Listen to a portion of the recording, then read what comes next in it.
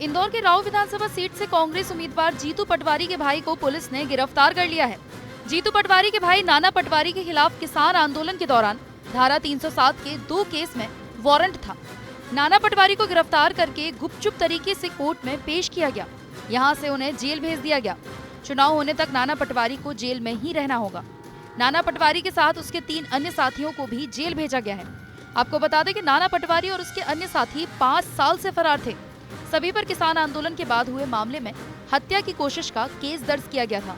जानकारी के अनुसार नाना पटवारी और उसके अन्य साथियों ने किसान आंदोलन के समय 2 कातिलाना हमले की वारदात की थी और इसके बाद से ही ये सभी फरार थे। ये थाना राजेंद्र के अंतर्गत एक कार्रवाई की गई है। इसमें स्थायी वारंट थे, जिसमें 4 आरोपी थे, जिसमें सचिन और जितेंद्र, अशोक और नाना, ये 4 आरोपी थे। 2017 में जो किसान आंदोलन हुआ था उस समय के 2 स्थायी वारंट थे।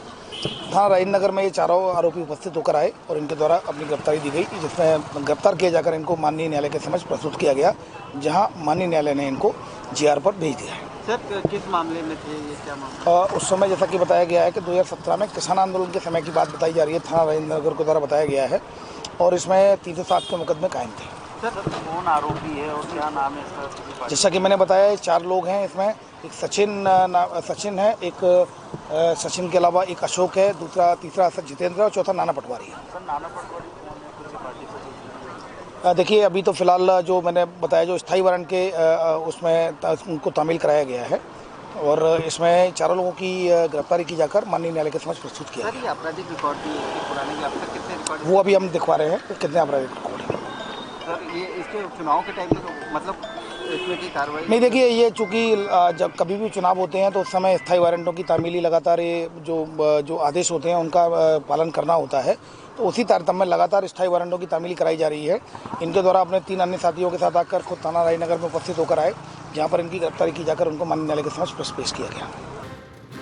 साल 2018 में जीतू पटवारी के भाई नाना पटवारी के खिलाफ विजलपुर निवासी अंकित ने शिकायत दर्ज कराई थी, जिसके बाद नाना पटवारी के खिलाफ प्रकरण दर्ज हुआ था।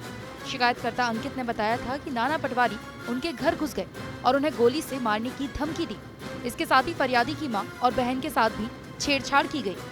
दरअसल बताया जाता है कि जीतू पटवारी के भाई नाना पटवारी और उनके 4 साथियों ने किसान आंदोलन के समय 2 कातिलाना हमले की वारदात की थी। इतना ही नहीं, इन सभी को पुलिस के साथ झड़प भी हुई थी और प्रदर्शन के दौरान थाने का घेराव किया गया था। तभी से ये फरार थे।